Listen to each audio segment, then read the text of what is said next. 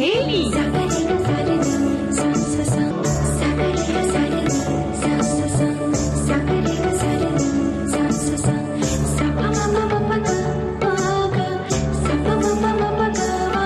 सखी सहेली।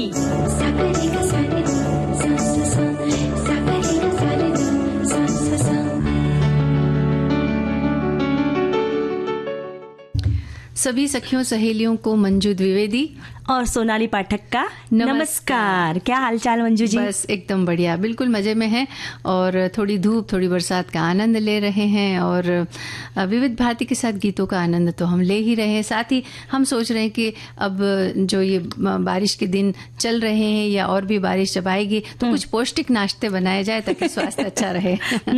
अभी जब आप यहाँ पे स्टूडियो में थी और जब मैं घर से आई तो इतनी झमाझम बारिश हो रही थी तो मैंने कहा देखो बाहर झमाझम बारिश है और अंदर सुरीली बरसात हो रही है। संगीत की बरसात, सुरूर की बरसात, गीतों की बरसात हो रही है ना। तो आज के विषय के बारे में हम बात कर लेते हैं। सबसे पहले तो जरा याद करो कुर्बानी के अंतर्गत स्वतंत्रता संग्राम सेनानी मनमथ नाथ गुप्ता की हम बात करेंगे जी। साथ ही एक बहुत ही ज्वलंत मुद्दा है कि बच्चों का बढ़ता वजन एक गंभीर समस्या। यानी पुराने जमाने में हम देखते थे कि बच्चे ऐसे मोटे दिखते ही नहीं थे ना, कि दुबले पतले हंसते खिलखिलाते तंदुरुस्त बच्चे दिखते थे। पर आजकल जो है आजकल मैदानी गेम से दूर हो गए हैं, मैदानी खेलों से दूर हो गए हैं, फिर खाने में भी जो है जंक फूड ले रहे हैं। इसके बहुत सारे कारण हैं। हमारे बहुत सारे श्रोताओं ने भी भर भर के कमेंट्स लिखे हैं। तो बच्चों का बढ़ता वजन एक गंभीर समस्या, इस विषय पर हम बातचीत करेंगे। बिल्कुल, ये जो समस्या है बड़ी गंभीर समस्या है। इसी के साथ एक और बात है जो सामाजिक मुद्दा है, वो है प्रेम विवाह का, कि इसमें अभिभावकों की सहमति होती है या नाराजगी होती है। ये जो बात है ये हर परिवार के लिए अलग तरह से लागू होती है, कोई परिस्थिति पर भी निर्भर करती है। बिल्कुल। तो ये भी एक मुद्दा है जो कि जिस पर सामाजिक तौर पर बात की जा सकती है कि भाई क्या करना चाहिए और क्या नहीं करना चाहिए, किन परिस्थितियों में प्रेम विवाह ठीक होता है और किन परिस्थितियों में प्रेम विवाह ठीक नहीं है। तो ये एक बात होगी। इसके अलावा पौष्टिक नाश्तों की बात तो हम कर ही चुके हैं। तो आप कौन सा ऐसा नाश्ता बनाती है जिसके बारे में आप ये सोचती हैं कि ये नाश्ता खा करके मेरे परिवार के लोगों की सेहत अच्छी बनी रहेगी, उनमें मोटापा नहीं आएगा और उनको पूरा पोषण मिलेगा? अगर तो वो आप लिख कर भेजिए। हाँ, आपके पास ऐसी कोई रेसिपी हो तो हमें लिख करके जरूर बताइए। और हम गाना सुन ले। बिल्कुल, एक गाना सुन लेते हैं।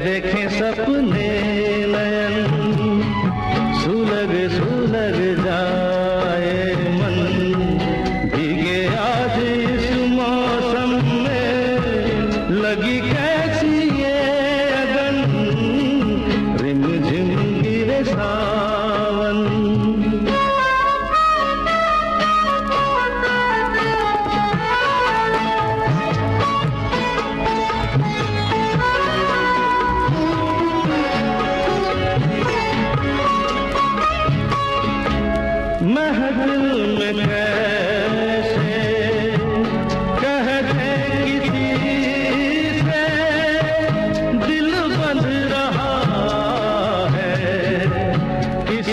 अजनबी से महफिल में कैसे कह दे किसी से दिल बंध रहा है किस अजनबी से।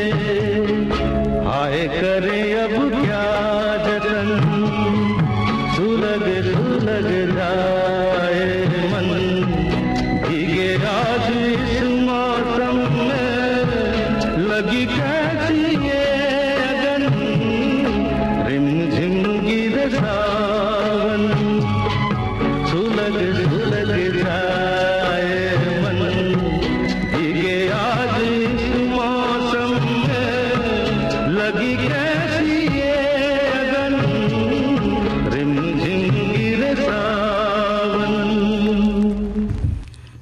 सोनाली, मंजिल फिल्म का ये गाना हमने सुन लिया। सावन तो वैसे अभी आया नहीं है, लेकिन हाँ रिमझिम बारिश जरूर हो रही है, लेकिन कहीं हो रही है कहीं सूखा भी है। तो जहाँ हो रही है वहाँ अच्छी बात है, और जहाँ सूखा है अभी जहाँ बारिश का लोग इंतजार कर रहे हैं, तो हमारी ये प्रार्थना है ईश्वर से कि भाई जहाँ बारिश नहीं है वहाँ थोड़ी बारिश हो जाए, सबको ये रिमझिम फुहारे भिगोए और सब इसका आनंद ले। और कहीं कहीं पर बारिश बहुत ज्यादा भी हो रही है, संतुलन में होना चाहिए ना। तो बिल्कुल ये संतुलन। और जैसे आपने बारिश की बात कही, तो हमने हमारे श्रोताओं को कहा था कि भाई पौष्टिक नाश्ते लिखकर भेजिए, तो हमारे साथी ने प्याज के पकोड़े, आलू के पकोड़े लिखकर भेजे। तो बारिश का मौसम है, पर हमें ठीक है पकोड़े खाना भी जरूरी है, पर बिल्कुल हमें सीमित मात्रा में खाना चाहिए। और ध्यान रखना चाहिए कि पौष्टिक नाश्ते ले, ताकि जो है हम स्वस्थ तंदुरुस्त रहे और बीमारियां जो होती है बारिश में उसका डटकर मुकाबला कर सके। बिल्कुल। अब हम बात करते हैं स्वतंत्रता संग्राम सेनानी मनमथ नाथ गुप्ता की। आपका जन्म 7 फरवरी 1908 को वाराणसी उत्तर प्रदेश में हुआ। मात्र 13 वर्ष की उम्र से ही आपने आजादी की लड़ाई में हिस्सा लेना शुरू कर दिया था। और वर्ष 1921 में वे बनारस के गडोलिया क्षेत्र में पर्चे बांट रहे थे, जिनमें बनारस के महाराजा द्वारा एडवर्ड प्रिंस ऑफ वेल्स के स्वागत समारोह के बहिष्कार का लोगों से आह्वान किया गया था। पुलिस आई तो वे भागे नहीं, बल्कि उन्होंने उसका डटकर मुकाबला किया। हाँ, वे पकड़े गए और 3 महीने की कारावास की सजा उन्हें सुनाई गई। जेल में उन्हें बहुत सारी यातनाएं दी गई। आगे चलकर मनमथ नाथ गुप्ता हिंदुस्तान रिपब्लिकन एसोसिएशन में शामिल हुए, जो एक युवा क्रांतिकारियों का समूह था जिसका उद्देश्य ब्रिटिश राज को जड़ से उखाड़ फेंकना था। आगे चल के 9 अगस्त 1925 को मनमथ नाथ गुप्ता सहित बहुत सारे क्रांतिकारियों ने काकोरी के पास ट्रेन को रोककर सरकारी खजाना लूटा। गोलीबारी में कुछ लोग मारे भी गए। ब्रिटिश सरकार द्वारा आपको गिरफ्तार कर लिया गया। किशोर होने के कारण आपको मृत्युदंड नहीं दिया गया, बल्कि 14 वर्ष की कठोर कारावास की शिक्षा सुनाई गई। जेल से छूटने के बाद उन्होंने ब्रिटिश सरकार के खिलाफ लिखना शुरू कर दिया। वर्ष 1939 यानी कि 1939 में उन्हें फिर से गिरफ्तार कर कुछ समय के लिए अंडमान के सेल्युलर जेल में भेज दिया गया। उसके बाद उन्होंने आगे चल के विपुल लेखन किया। उन्होंने हिंदी, अंग्रेजी और बंगाली में लगभग 120 पुस्तकें लिखी। उन किताबों में उन्होंने क्रांतिकारियों के जीवन का वर्णन किया। देश की आज़ादी के बाद वे भारतीय सूचना और प्रसारण मंत्रालय में भी शामिल हुए। बिल्कुल, और वे अपने जीवन की अंत करते हैं। ये दौलत पाई है, मुस्कुरा कर खाई है, सीनों पे अपने गोलियां, सीनों पे अपने गोलियां। कितने वीरानों से गुजरे हैं तो जन्नत पाई है। खाक में हम अपनी इज्जत को मिला सकते नहीं, अपनी आजादी को हम हरगिज़ मिटा सकते नहीं।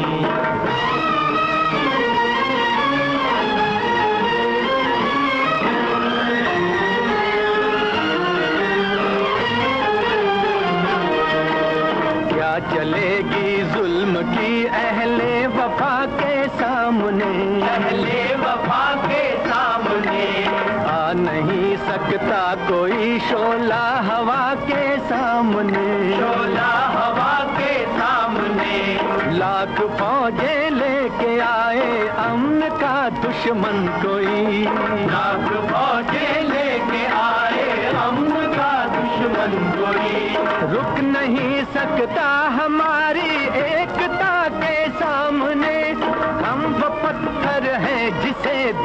मन हिला सकते नहीं। अपनी आजादी को हम हरगिज़ मिटा सकते नहीं। वंदे मातरम, वंदे मातरम, वंदे मातरम। हम वतन के नौजवान हैं, हमसे जो टकराएगा, हमसे जो टकराएगा, वो हमारी ठोकरों से खाक में मिल जाएगा, खाक में मिल जाएगा। वक्त के तूफान में बह जाएंगे जुल्मों सितम, आसमां पर ये तिरंगा उम्र भर लहराएगा। जो सबक बापू ने सिखलाया भुला सकते नहीं, सर कटा सकते हैं लेकिन सर झुका सकते नहीं।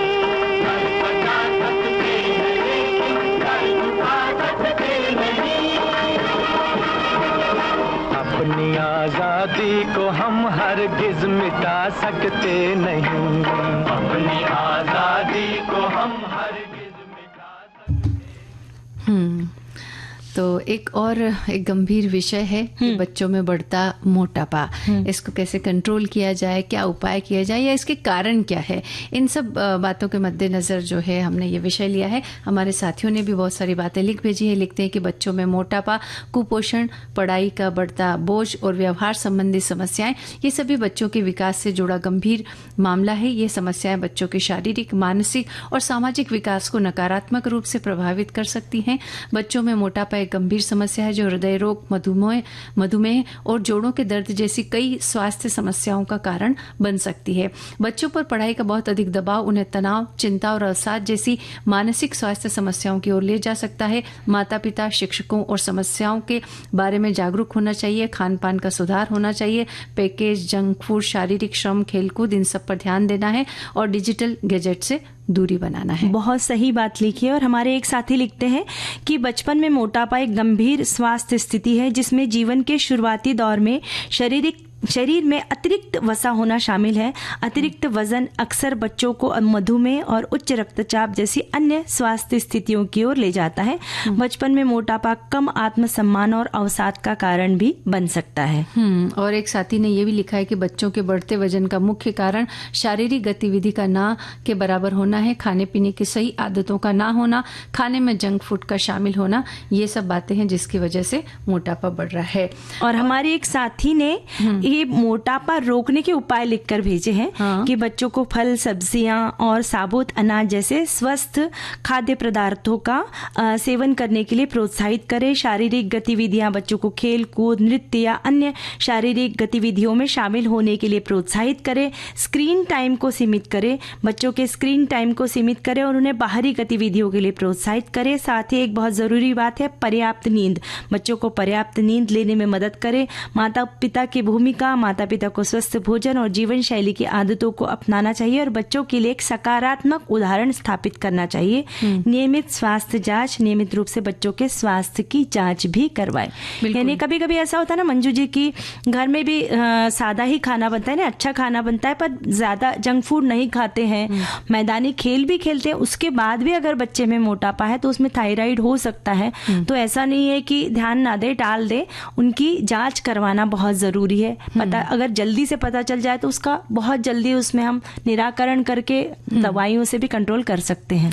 बिल्कुल। एक और हमारे साथी ने कुछ इसी तरह की बात लिखी कि माता पिता के लिए महत्वपूर्ण है कि वे अपने बच्चों के वजन को लेकर जागरूक रहें, स्वस्थ आदतों को उनमें डालें और यदि आवश्यक हो तो डॉक्टर से सलाह लें और बच्चों को स्वस्थ जीवन शैली अपनाने में मदद करें। कुल मिला के बातें सब वही की वही है कि जो बच्चे हैं, अब देखिए वो तो समझदार नहीं होते हैं, उन्हें इन बातों की समझ नहीं होती है कि क्या खाना चाहिए, क्या नहीं खाना चाहिए, क्या करना है, क्या नहीं करना है। लेकिन माता पिता उनके सामने एक बहुत अच्छा उदाहरण रख सकते हैं। अगर घर में बिल्कुल समय पर एक अच्छा भोजन बन रहा है जो कि पौष्टिक है और स्वास्थ्य के लिहाज से भी बहुत अच्छा है, तो बच्चे वही खाएंगे और बचपन से अगर वही खाएंगे तो उनमें वही आदतें भी पनपेगी।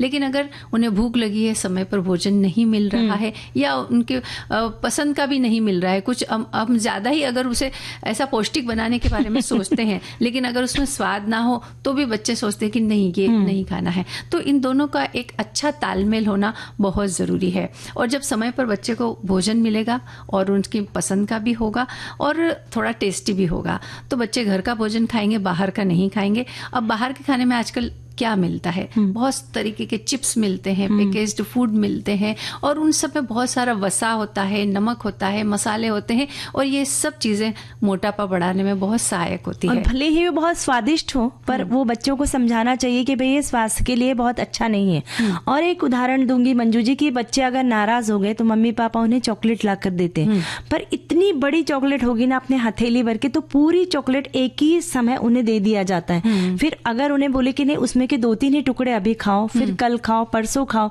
अगर इस तरह से समझाए तो ठीक है, क्योंकि उसमें बहुत सारा फैट होता है। पूरी एक चॉकलेट, इतनी बड़ी चॉकलेट ला के दे देते हैं और बच्चे भी खा लेते हैं आराम से। वो तो बच्चे हैं, उन्हें क्या समझता है, पर हमें ये ध्यान रखना है कि यार हम सोचते हैं बच्चे हैं ना, पसंद है तो खाने दो, ज्यादा लाड़ प्यार भी इस मामले में ठीक नहीं है। हाँ, और पहले क्या होता था ना, बच्चे अच्छा खाते थे लेकिन साथ ही साथ बच्चों का व्यायाम भी हो जाता था। इतनी दौड़ लगाते थे, खेलते थे, कूदते थे, बाहर घूमते थे, अपने साथियों के साथ में धमा चौकड़ी चलती रहती थी और इसकी वजह से जो खाया पिया था वो हजम हो जाता था, इसलिए मोटापा नहीं आता था। लेकिन आजकल क्या हो गया है, खाने को तो बहुत अच्छा, बहुत ज्यादा मिल रहा है लेकिन साथ साथ में व्यायाम बिल्कुल नहीं हो रहा है। बच्चे खेलने के लिए बाहर नहीं जाते, दिन भर अपने मोबाइल से चिपके रहते हैं, टीवी देखते रहते हैं, नहीं तो अपना कंप्यूटर मुंह के सामने लिए हुए बैठे रहते हैं और यही वजह है कि उनके अंदर जो एनर्जी है बस वो ऐसी की ऐसी स्टोर होती जा रही है और ये भी एक मोटापे का कारण बन रही है।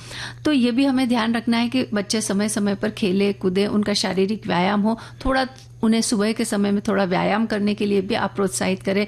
योग अगर आप खुद करते हैं तो अपने सामने बच्चे को बिठाएं, उन्हें सिखाएं और अगर बचपन से ये आदत डाली जाएगी तो संभव है कि बच्चे करें। और मंजू जी ये आपने बहुत अच्छी बात कही कि उनके साथ करें। अगर मम्मी पापा बोलते हैं कि भाई खेलो, व्यायाम करो, ये करो, तो बच्चे सुनेंगे नहीं, कि बोलेंगे हाँ आपके हाथ में तो मोबाइल है और हमें कह रहे हैं कि सिर्फ योग कीजिए। तो बच्चों के साथ खुद भी व्यायाम कीजिए ताकि आपका देखा सीखी बच्चे भी व्यायाम करके फिट रह सकते हैं। देखिए माता पिता ही तो बच्चों के लिए एक उदाहरण प्रस्तुत कर सकते हैं। हम बच्चों को अगर हम कोई काम हम खुद नहीं कर रहे हैं तो हम बच्चों को कैसे कहेंगे कि आप ये काम करिए और करना ही पड़ेगा, और वो क्यों हमारी बात मानेंगे अगर उन्होंने देखा ही नहीं है। तो इसके लिए हमें खुद एक अच्छा उदाहरण बनना पड़ता है उनके सामने। अगर हम करेंगे तो हमें देखते वो अपने आप सीख जाएंगे, उतना नहीं तो कम से कम थोड़ा तो कर ही लेंगे। तो ये उदाहरण हमें खुद प्रस्तुत करना है। इसके अलावा आजकल एक अनियमित दिनचर्या बहुत देखी जा रही है बच्चों में। रात को देर रात तक जागते रहते हैं, अपने दोस्तों से बातें करते रहते हैं, फोन पर चिपके रहते हैं, या फिर मैसेजेस का आदान प्रदान होता रहता है, यहाँ से मैसेज किया, वहां से आया, बातचीत चल रही है। और इसकी वजह से देर तक जागने की वजह से और सुबह फिर देर तक सोए रहते हैं, ये जो एक अनियमित दिनचर्या है ये भी मोटापे का एक कारण बन रही है। बहुत बहुत ही ये ज्वलंत है कारण। और साथ ही मंजू जी एक और बात है ना कि परिवार में अगर खेल खेल का वातावरण होगा कि चलो हम म्यूजिक लगाते हैं और सब मिलके डांस करेंगे, तो वो एक हमारे परिवार के बीच में एक बॉन्डिंग भी बढ़ता है और उसमें व्यायाम भी हो जाता है। चलो नहीं तो बस बच्चों के पीछे पढ़ाई करो ऐसे बोल के बच्चे भी पेरेंट्स से दूर भागते हैं। तो अगर हम इस तरह से हेल्दी वातावरण क्रिएट करें कि भाई म्यूजिक लग रहा है, डांस कर रहे हैं, चलो हम पकड़ रहे हैं, इस तरह से, तो उसमें वजन भी कम होगा, एक बॉन्डिंग भी हो जाएगी और स्वस्थ जीवन हो जाएगा, पूरी फैमिली ही एक आदर्श परिवार हो जाएगा। बिल्कुल। पढ़ाई का आजकल हमने देखा है कि बहुत ज्यादा बच्चों के ऊपर बोझ भी है ना, प्रेशर। हाँ, प्रेशर है। कई बार तो जो जैसे थोड़ी उम्र के जो बच्चे होते हैं तो माता पिता का एक घर के अंदर एक ऐसा वातावरण बन जाता है, नहीं तुमको 90% से ऊपर तो लाना ही है। अगर नहीं लाए तो तुमको एडमिशन नहीं मिलेगा, ये नहीं होगा, वो नहीं होगा, तुमको यही पढ़ाई करनी है, वही पढ़ाई करनी है। इस तरह का एक प्रेशर भी रहता है और बहुत सारी ज्यादा पढ़ाई का प्रेशर भी जब हो जाता है तो ये भी एक कारण हो जाता है कि बच्चे कुछ डरे सहमे से रहने लग जाते हैं या फिर उनके दिमाग पर उस चीज का असर होने लग जाता है। और ये भी एक कारण बन जाता है उनके मोटापे का, क्योंकि वो सोचते हैं कि नहीं अब हमें कुछ नहीं करना, बस किताब पढ़े या ना पढ़े, लेकिन माता पिता को दिखाना तो है हमें कि हम पढ़ाई कर रहे हैं। और इस चक्कर में भी वो बैठे रहते हैं किताबें सामने लेकर, और बैठे बैठे भूख तो लगती है। हाँ। फिर बैठे बैठे खाते रहे कि इस बगल में रखे चिप्स का पैकेट है, खा रहे हैं, देख रहे हैं कि पढ़ रहे हैं। मम्मी को भी लगता है कि चलो ठीक है पढ़ तो रहा है ना, कुछ तो खा रहा है तो खाने दो बच्चों को। ऐसा नहीं है। ये सब चीजों का जो है तालमेल रहे ना तो हमारी जिंदगी बहुत सुंदर होती है। चलिए, संगीत की भूख भी जो है ना एक वो हमें बहुत संतुष्ट करती है। एक गीत सुन लेते हैं, फिर इस विषय पर और बात करेंगे। लकड़ी की काठी काठी पे घोड़ा, घोड़े की दुम पे जो मारा हथौड़ा, दौड़ा दौड़ा दौड़ा घोड़ा दुम उठा के दौड़ा।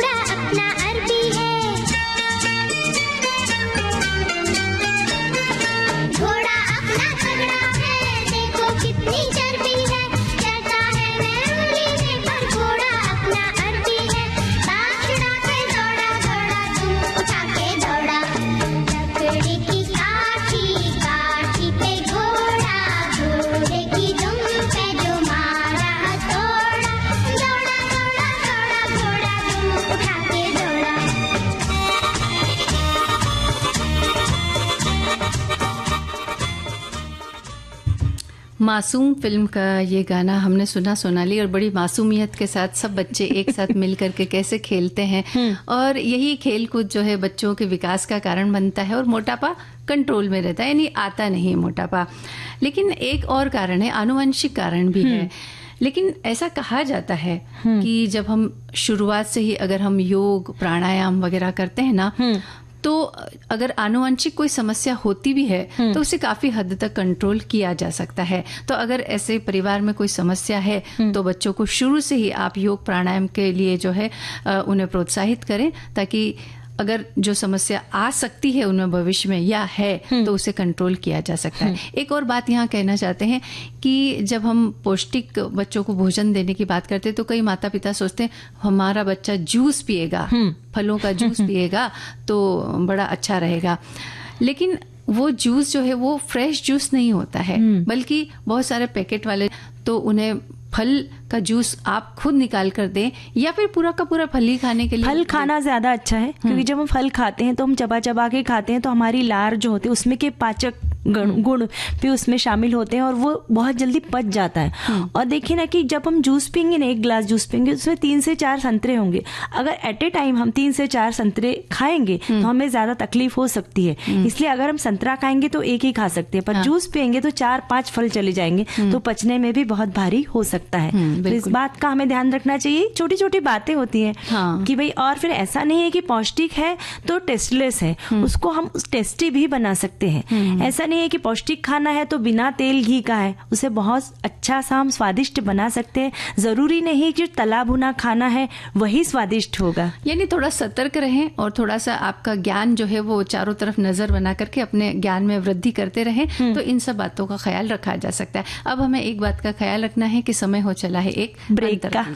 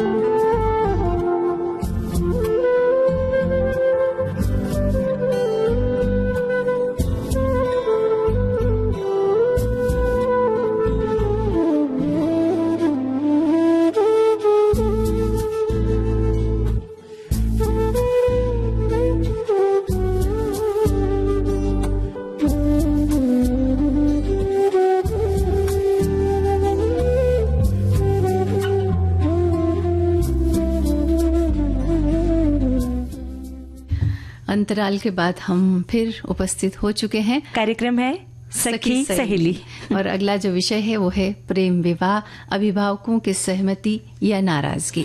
हमारा जो भारतीय समाज है ना, इसमें विवाह में न केवल 2 व्यक्तियों का बल्कि 2 परिवारों का मिलन होता है। हमारे यहाँ आज भी अभिभावकों द्वारा तय किए गए विवाह ज्यादा मान्यता प्राप्त करते हैं। लेकिन अभी जो समय बदल रहा है तो इस बदलते समय में प्रेम विवाह का प्रचलन भी बढ़ा है और अब मान्यता भी इन्हें मिलने लगी। परिवार भी सोचते हैं कि हाँ ठीक है, कोई बात नहीं, बच्चे खुश हैं तो कोई बात नहीं, कर ले अपनी मर्जी से। ऐसा भी है। वैसे मंजू जी, प्रेम विवाह में कभी कभी अभिभावक खुशी खुशी सहमति दे देते हैं और कभी कभी प्रेम विवाह उनकी नाराजगी का भी कारण बन जाते हैं। अगर माता पिता की नाराजगी की बात की जाए तो उन्हें लगता है कि ये जो निर्णय ले रहे हैं बच्चे, इससे उन्हें बाद में पछतावा ना लेना पड़े, है ना। यानी उन्हें डर लगता है कि भाई ये शादी टिकेगी या नहीं टिकेगी, ये जल्दबाजी में निर्णय ले रहे हैं तो आगे जाके इन्हें, इसके पीछे अभिभावकों को थोड़ा डर ही रहता है। उनके मन में अपने बच्चों के प्रति प्यार रहता है, इसके कारण भी डरते हैं वे। हाँ, उन्हें लगता है कि अगर जैसे विभिन्न परिवेश के जो है बच्चे, अगर वो शादी करेंगे तो वो एक दूसरे के साथ एडजस्ट करने में थोड़ा सा उन्हें दिक्कत आएगी। कैसे वो सामंजस्य बिठाएंगे, इसका जो खान पान रहन सहन, इसका वातावरण बिल्कुल अलग है, उसका अलग है। तो जब साथ में रहते हैं तो इन चीजों में सामंजस्य कैसे स्थापित होगा, इस बात का डर उन्हें बना रहता है। इसके लिए वो कहते हैं कि नहीं, प्रेम विवाह नहीं करो, बल्कि हम आप एक अपने हिसाब से जो कुछ ठीक होगा ऐसा एक परिवार हम ढूंढेंगे, ऐसा एक लड़का या लड़की ढूंढेंगे और उनसे विवाह करें। क्योंकि प्रेम विवाह में जाति, धर्म, आर्थिक स्थिति, सामाजिक परंपराएं, ऐसी अन्य बातें बहुत ज़्यादा मायने रखती है जो अभिभावकों के नाराज़गी का कारण होती है। ये सब विषय उनके साथ आ जाते हैं और वो सोचते हैं कि नहीं, ये नहीं होना चाहिए। पर कभी कभी परिस्थिति भी निर्भर करती है ना मंजू जी, कि अगर वर वधू जो है एक बड़ी उम्र की, यानी पढ़ाई लिखाई हो चुकी है, उनकी नौकरी कर रहे हैं, आर्थिक रूप से संपन्न है, स्वावलंबी है, तब अभिभावक सोचते हैं कि दोनों अपना अच्छा बुरा भली भांति जानते हैं और ये समझदार हो चुके हैं, तो वे फिर आसानी से सहमति भी दे देते कि चलो ठीक है, तुमने एक दूसरे के स्वभाव को परख लिया है, एक दूसरे को जान पहचान लिया है, तो उसमें कोई भी हर्ज नहीं है। हाँ, और आजकल बच्चे जो है एक उम्र के बाद ही शादी करते। पहले की बात और थी कि 20 साल 21 साल में शादी हो जाती थी, तब इतने समझदार नहीं हुआ करते थे बच्चे। लेकिन आजकल बच्चे भी 18, 19, 20 साल में शादी नहीं करते। अभी बच्चे 25 साल की उम्र के बाद ही शादी सोचते हैं। बिल्कुल, तब तक उनकी पढ़ाई हो चुकी होती है, वो करियर में अपने आप को स्थापित कर चुके होते हैं और उसके बाद वो शादी के बारे में सोचते हैं। फिर वो एक साथी अगर उन्हें मिल जाता है तो वो सोचते हैं कि हाँ, ये जो है मेरा साथी है या मेरे साथ काम करता है, मेरे साथ पढ़ाई की हुई है और शायद ये साथी मेरे लायक है और इससे अगर मैं शादी करूंगा, विवाह करूंगा या करूंगी तो मेरे लिए ठीक होगा, ऐसा वो सोचते हैं। और ये बात कई बार ठीक भी होती है, ऐसी कोई इसमें कोई हर्ज वाली बात भी नहीं है, लेकिन कई बार उनके निर्णय शायद गलत भी हो सकते हैं। और कभी कभी ऐसा होता है ना मंजू जी कि जो वर वधू यानी जो बच्चे हैं, युवा हैं, वो अगर कम उम्र के हैं, शिक्षा ले रहे हैं, कॉलेज में पढ़ रहे हैं, दोनों में परिपक्वता की कमी है और ये सिर्फ एक आकर्षण है, तब अभिभावक थोड़े नाराज हो जाते हैं और अपने बच्चों की भलाई ही चाहते हैं। तब कहते हैं कि नहीं भाई, तुम पहले अपने अच्छे से पढ़ाई कर लो, करियर में सेट कर लो, नौकरी कर लो और उसके बाद में निर्णय लो। उस वक्त माता पिता नाराज हो जाते कि भाई ये उम्र नहीं है तुम्हारी। ऐसा होता है, कई बार होता है। बिल्कुल होता क्या है कि माता पिता अपने बच्चों के भविष्य में, उनके सुख दुख, उनके सामाजिक प्रतिष्ठा को लेकर चिंतित रहते हैं। अभिभावक चाहते हैं कि विवाह ऐसा हो जिसमें दोनों परिवारों का मान सम्मान बना रहे। कई बार नाराजगी भावनात्मक कारणों से होती, तो कई बार सामाजिक दबाव भी होता है कि लोग क्या कहेंगे, और ये भी कारण बनता है कि वो प्रेम विवाह के लिए मना करते हैं। और इसके अलावा ये बहुत ही संजीदा विषय है और इसमें आपसी संवाद और समझदारी की बहुत ज़्यादा ज़रूरत होती है। युवाओं को भी निर्णय जल्दबाजी में नहीं लेना चाहिए। अभिभावकों से वो बातचीत करें, उनके विचार सुने और फिर ही कोई निर्णय लें। और इसके अलावा क्या होना चाहिए बताओ? इसके अलावा तो बहुत सारी ऐसी बातें हैं मंजू जी कि हम बात करें तो पूरे हम 2-3 घंटे इसी विषय पर बात कर सकते हैं, पर एक गाना सुन ले। बिल्कुल, और हमारे साथियों ने भी बहुत सारी बातें लिखी है तो वो भी हम पढ़ के सुनाएंगे। तेरे घर के सामने एक घर बनाऊंगा, तेरे घर के सामने दुनिया बसाऊंगा, तेरे घर के सामने एक घर बनाऊंगा, तेरे घर के सामने।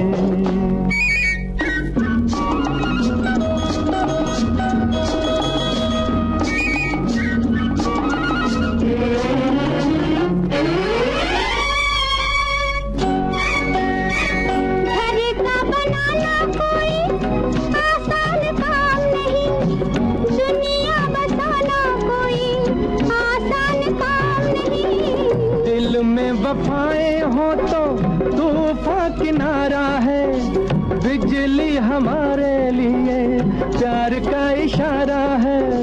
तन मन लुटाऊंगा, तेरे घर के सामने दुनिया बसाऊंगा, तेरे घर के सामने एक घर बनाऊंगा, तेरे घर के सामने।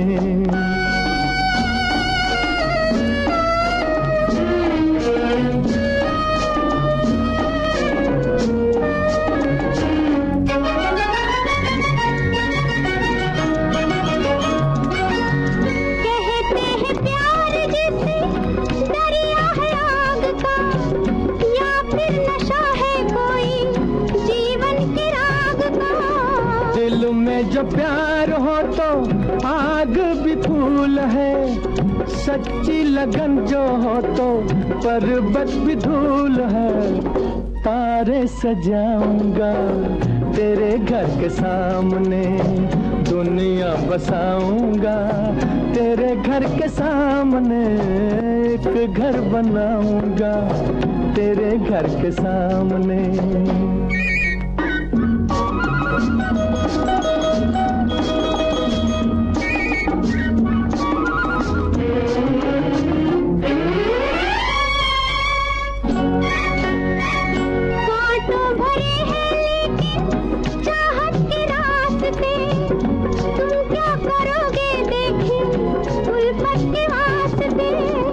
उल्फत में ताज छूटे ये भी तुम्हें याद होगा, उल्फत में ताज बने ये भी तुम्हें याद होगा।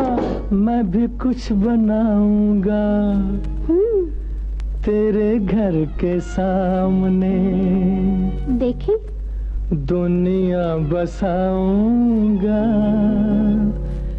तेरे घर के सामने, एक घर बनाऊंगा तेरे घर के सामने, दुनिया बसाऊंगा तेरे घर के सामने, एक घर बनाऊंगा तेरे घर के सामने, दुनिया बसाऊंगा तेरे घर के सामने, एक घर बनाऊंगा तेरे घर के सामने।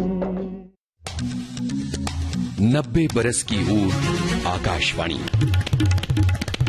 जी, मेरा नाम डॉक्टर सुब्रतो गुहा है और मैं पुणे महाराष्ट्र में रहता हूँ। प्रोफेशन रहा है हॉस्पिटल एडमिनिस्ट्रेशन। दादी जी के पास एक पुरानी रेडियो हुआ करती थी और वो वाल्व वाला रेडियो था, और वो मॉर्निंग में जब रेडियो ऑन करती थी तो आकाशवाणी का जो वो सिग्नेचर ट्यून वो बजता था और वो मुझे अट्रैक्ट किया। तो उस समय मैं क्लास 5 में पढ़ता था और उसी से एक रेडियो सुनने का एक चस्का लगा। सवेरे 5:53 से जब पुणे विविध भारती स्टेशन का ओपनिंग होता है, फिर वंदनवार, फिर आपके भूले बिसरे गीत, फिर हम है राही प्यार के सारा प्रोग्राम्स मैं सुनता हूँ। दोपहर में सखी सहेली, हेलो फरमाइश हुआ या हेलो सहेली हुआ या आज के मेहमान हुआ, जिसके भी साथ विवाह करें तो ऐसा जीवन साथी अपने लिए चुने कि जिसके बारे में आपको ये लगता है कि नहीं, ये जीवन साथी मेरे लिए सबसे सही है, ये मेरी बातों को समझ सकता है, हम एक दूसरे के विचारों से सहमत है और एक दूसरे के साथ सुखी रहेंगे। अगर ऐसा जीवन साथी आपको मिलता है तो चाहे ये प्रेम विवाह हो या अरेंज मैरिज हो, उससे फर्क नहीं पड़ता है। हमारे एक साथी लिखते हैं,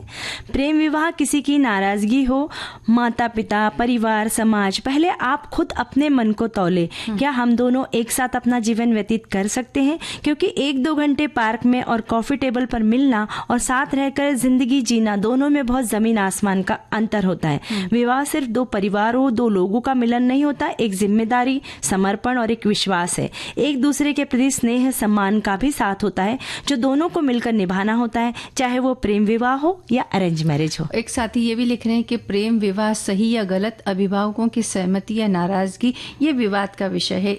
हम इसका कोई निश्चित उत्तर नहीं दे सकते क्योंकि ये बात व्यक्ति की परिस्थितियों, मूल्यों और मान्यताओं पर निर्भर करता है। कुछ लोगों के लिए प्रेम विवाह स्वतंत्रता, सम्मान और खुशी का प्रतीक है, वहीं कुछ लोगों के लिए सामाजिक चुनौतियों, पारिवारिक दबाव का कारण बन सकता है।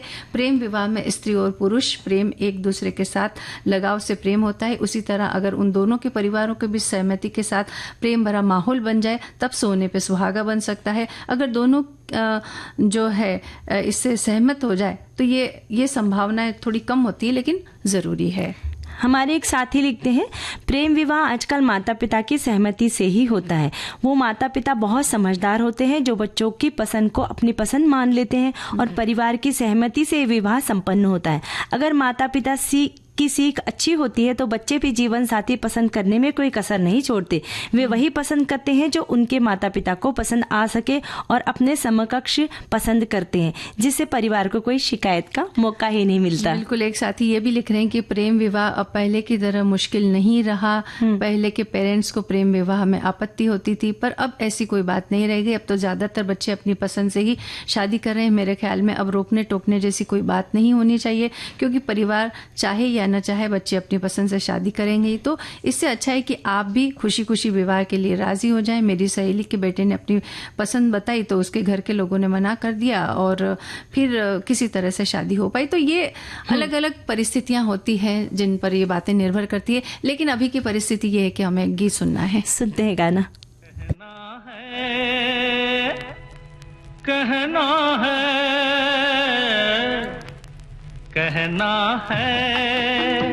कहना है आज तुमसे ये पहली बार, ओ तुम ही तो लाई हो जीवन में मेरे प्यार प्यार प्यार।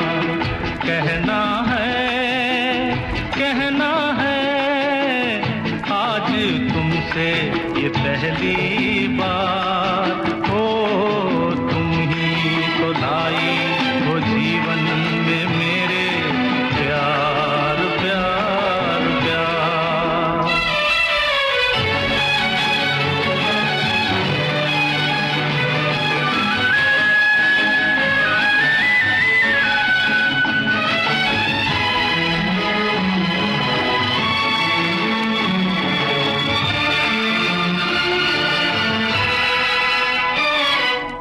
तुमसे कहने वाली और भी हैं प्यारी बातें, तुमसे कहने वाली और भी हैं प्यारी बातें। सामने सबके बोलो कैसे कह दूं सारी बातें, बस इतना ही करना है इकरार। तुम ही तो लाई हो जीवन में मेरे प्यार प्यार प्यार।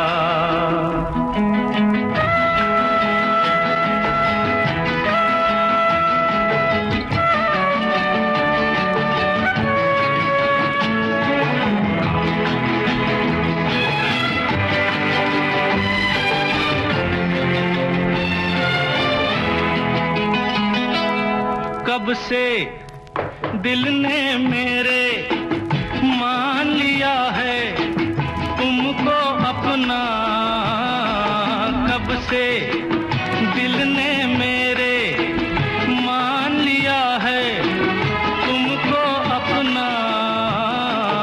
आंखें मेरी देख रही हैं जागते सोते ये सपना, मेरे गले में डाल रही हो तुम बाहों का हार। तुम ही तो लाई हो जीवन में मेरे प्यार प्यार प्यार। कहना है आज तुमसे ये पहली बार, हो तुम ही तो लाई हो जीवन में मेरे प्यार प्यार प्यार। तुम ही तो लाई हो जीवन में मेरे प्यार प्यार प्यार। प्यार की जब बात हो तो कुछ पौष्टिक नाश्ते ऐसे होते हैं ना जो पोषण के साथ साथ स्वादिष्ट भी इतने होते हैं कि हमें उनसे भी प्यार हो जाता है।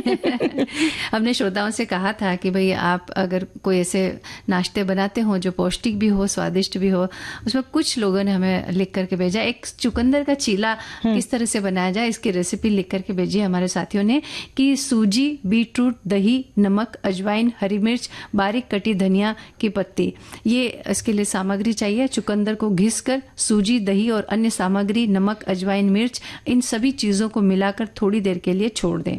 उसके बाद नॉन स्टिक में थोड़ा सा घी या मक्खन लगाकर या तेल लगाकर इनका चीला बना ले, धीमी आंच पर सेकें। ये ऊपर से कुरकुरा होता है, बेहद अंदर से बेहद सॉफ्ट होता है, पौष्टिक और सुपाच्य चीला ये तैयार है। जो चुकंदर नहीं खाना चाहते हैं वो भी इसे स्वाद देकर खाएंगे। बड़ा प्यारा कलर आता है इसका। मूंगफली की चटनी, सॉस या तिल की चटनी के साथ भी इसका आनंद ले सकते हैं। क्या बात है। एक हमारे साथी ने पौष्टिक नाश्ता यानी रात को एक बाउल में एक मुट्ठी चना, हरी मूंग, काबुली चना, मूंगफली के दाने और थोड़े बादाम भिगो दे। सुबह इन्हें पानी से निकालकर अच्छी तरह धो ले। फिर एक कढ़ाई में थोड़ा पानी, हल्दी और स्वाद अनुसार नमक डालकर धीमी आंच पर ढककर उसे पकाए। टमाटर, प्याज, नींबू का रस और चाट मसाला डालकर खाए। हाँ। और ये जो है ना मिश्रण, ये जो इन्होंने बताया, इसी को अगर अलग तरह से खाना है ना तो इसी को मिक्सी में से चला के उसका भी चीला बना के हम खा सकते हैं। हाँ। वो भी बहुत स्वादिष्ट होगा। वही मैंने पहले कहा ना मंजू जी कि जरूरी नहीं है कि बहुत उबला हो या ऐसा हो, वो स्वादिष्ट हो सकता है, बस उसे हमें टेस्टी बनाना हमारे हाथ में होता है। बिल्कुल। और ये जो इन्होंने स्प्राउट की बात की, बहुत तरीके के, जैसे कि मूंग हो गया, चना हो गया, मसूर हो गया, इन सबको हम स्प्राउट कर दें और मूंगफली के दाने को भी अच्छी तरह से गला करके एक उबाल ले लें उसमें। उसके बाद जब ये सारी चीजें तैयार हो जाए तो उसमें आप थोड़ा सा दही डाल दीजिए, थोड़े मसाले डाल दीजिए और ऊपर से एक बारीक सेव थोड़ी सी बुरका लीजिए, टमाटर, प्याज, ककड़ी, ये सब इमली की चटनी डाल दीजिए। देखिए ये सारी चीजें पौष्टिक भी हैं और इसके साथ साथ ये एक आपको जैसे चाट बन जाएगी, एक बहुत स्वाद भी अच्छा, स्वादिष्ट भी बनेगी और ये भी एक बहुत हेल्दी एक नाश्ता तैयार हो जाएगा। अच्छा, इसके अलावा हम चुकंदर की बात करते हैं। जैसे इन्होंने चुकंदर का चीला बनाने के लिए कहा है, तो ये तो खैर पौष्टिक है ही चुकंदर, तो इसका हम और भी कुछ बना सकते हैं। जैसे चुकंदर का सूप बनाया जा सकता है, एकदम लाल रंग का सूप होगा, लेकिन उसके साथ उसमें अगर आप मूंग की दाल भी थोड़ी डाल दें तो दाल और चुकंदर का ये जो मिश्रण होगा ये पोषण के लिहाज से बहुत ही एक शानदार एक कॉम्बिनेशन है और इसका आप सूप बनाकर पीजिए। तो जैसे वृद्ध लोग हैं, जो लोग ज्यादा चबा नहीं सकते या फिर जिनका डाइजेस्टिव सिस्टम है थोड़ा सा वीक होता है, तो उनके लिए भी ये सूप बहुत ही कारगर होता है और अच्छा होता है। इसके अलावा चुकंदर को घिस करके आप आटे में मिला करके उसके पराठे बना सकते हैं। चुकंदर को घिस करके आलू के मसाले में मिला करके हम उसकी टिकिया भी बना सकते हैं, कटलेट जैसे, तो वो भी स्वादिष्ट लगते हैं। यानी अनेक उपयोग हो सकते हैं, बस थोड़ा सा सोचने की जरूरत है। हाँ बिल्कुल, सोचने की जरूरत है। और हम रसोई घर एक बहुत बड़ी प्रयोगशाला होती है, इसमें से हम बहुत सारे प्रयोग कर सकते हैं। और जैसे फ्रैंकी की बात चलिए, जैसे बच्चों को कुछ अलग तरह से दिया ना तो वो खुश हो जाते हैं कि 2-3 आटे मिक्स किए, जैसे कि चावल का आटा, गेहूं का आटा, जवार का आटा, बाजरे का आटा, उसमें थोड़ा सा बेसन डाल दिया, उन सबको गूंथ के अच्छे से उसमें अजवाइन, नमक, तिल सब डाल के उसकी रोटी बना के उसके अंदर सब्जी बना के उसे बीच में से रख दिया पूरी सब्जियों को। उसमें जो बच्चे नहीं खाते वो भी सब्जियां डाल दीजिए उसमें, और फिर उसमें थोड़ा सा पनीर कस करके डाल दिया, थोड़ा सा चाट मसाला डाल दिया, उसको ऊपर से फोल्ड कर दिया और तवे पे सेक लिया उसको घी से, तो जो फ्रैंकी तैयार हो जाएगी। बच्चे भी खुशी खुशी खा लेंगे। इसमें सारे आटे चले गए पेट में, उसके बाद में सब्जियां चली गई, तो पौष्टिक भी हो जाएगा और दिखने में भी अच्छा दिखेगा और हेल्दी नाश्ता हो जाएगा। और सोनाली, हमारी जो पारंपरिक जो हमारे व्यंजन हैं, मैंने ये बात नोटिस की है कि वो जो हमारे पारंपरिक व्यंजन हैं वो हमें बहुत पोषण देते हैं। और वो जैसे हम जिस एरिया में रहते हैं, जहाँ रहते हैं, वहाँ के वातावरण को ध्यान में रख करके बनाए गए हैं कि आप गर्म वातावरण में रहते हैं या ठंडे वातावरण में रहते हैं या कहाँ आप रहते हैं, वहाँ कौन सी चीज बहुतायत में उगती है और वहाँ उपयोग करने से किस तरह से आपका स्वास्थ्य अच्छा रह सकता है, उस हिसाब से वो रेसिपीज बनाई गई है। तो उसका भी हमें उपयोग, पारंपरिक रेसिपी का भी हमें उपयोग करना चाहिए, या फिर उसी को थोड़ा सा मॉडिफाई करके, थोड़ा सा कुछ अलग करके और स्वादिष्ट बना करके उसका उपयोग अगर आप करेंगे तो ये पोषण के लिहाज से बहुत अच्छा होगा। जैसे अभी तुमने बहुत सारे आटे के बारे में बात की, महाराष्ट्र में भी एक ऐसी डिश बनती है ना, बहुत सारे आटे मिला लेते हैं और उसमें मसाले मिला देते हैं और फिर चाहे तो उसके अंदर थोड़ा सा ये जो चुकंदर है ये घिस करके मिला दे, थोड़ा सा गाजर घिस करके मिला दे और तवे के ऊपर उसको थाली पीठ कहते हैं। हाँ, उसे थाली पीठ कहते हैं। और वो भी थोड़ी कुरकुरी, बहुत स्वादिष्ट और स्वादिष्ट लगती है और पोषण की तो बात ही क्या है। बस उसे बेलने की जरूरत नहीं है, उसको थोड़ा सा गीला भिगोते हैं, जैसे रोटी का गीले कपड़े के ऊपर थापते हैं उसे, और फिर कपड़े के सहित उठा के उसे तवे पे डालते हैं। फिर उसमें 5 ऐसे उंगली से ही होल कर देते हैं, छेद करके उसमें थोड़ा थोड़ा तेल डाल के ढक के रखते हैं उसको, और फिर पलट देते हैं दोनों तरह से कुरकुरा करके। बहुत स्वादिष्ट लगता है वो। हरी चटनी के साथ या फिर बटर के साथ में या फिर मीठी चटनी के साथ खा सकते हैं, बहुत अच्छा लगता है। और इसमें थोड़ा थोड़ा वेरिएशन हम खुद अपने हिसाब से कर सकते हैं, ताकि उसका स्वाद भी बढ़ जाए, पोषण भी भरपूर मिले। तो यही मैं कह रही थी कि जो पारंपरिक जो व्यंजन है उन्हें भी हमें बढ़ावा देते हुए, उनका उपयोग करते हुए, उनके पोषण को भी हमें उपयोग लेना चाहिए। चलिए अभी गाना सुनते हैं।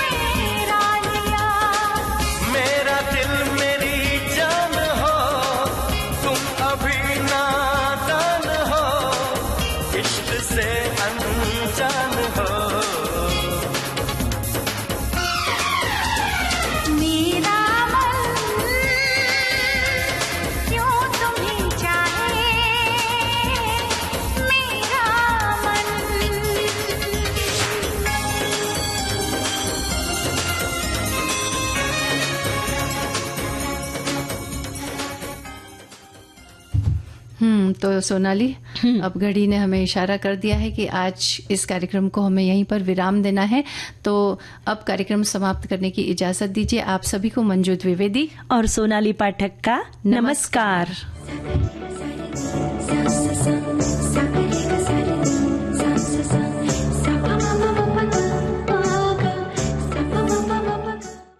सखी सहेली कार्यक्रम की प्रस्तुतकर्ता अनुश्री पाठक।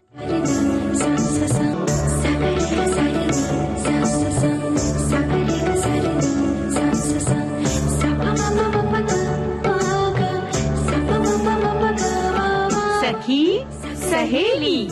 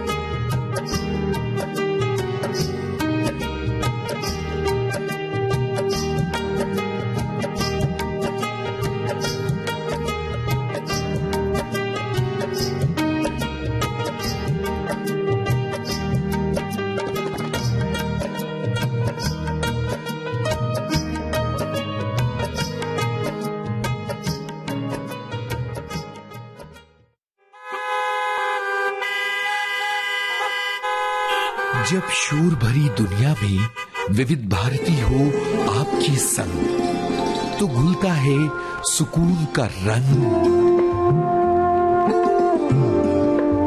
दिन में 11 बजे जब आप सुनते हैं रंग तरंग, गैर फिल्मी गजलें, गीत और कव्वालियों का सफर। ये दौलत भी ले लो, ये शोहरत भी ले लो,